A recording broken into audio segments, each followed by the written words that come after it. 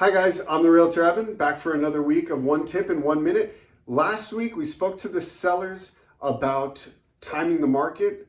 This week I want to focus on that, how it relates to the buy side. So buyers out there, your tip today, don't try to time the market. You can't do it. Nobody has a crystal ball. Nobody knows what's going to happen, when it's going to happen, how it's going to happen.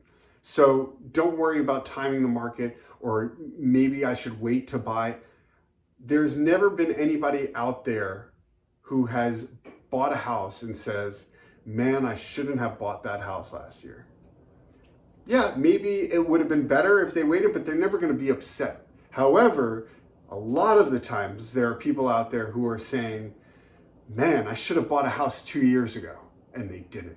So don't try to time the market. Just if you're ready to buy a house, and if you need to buy a house, and you can afford to buy a house, look to buy that house. And if you find the right one, go buy it. If you can't, then you wait till you find the right one.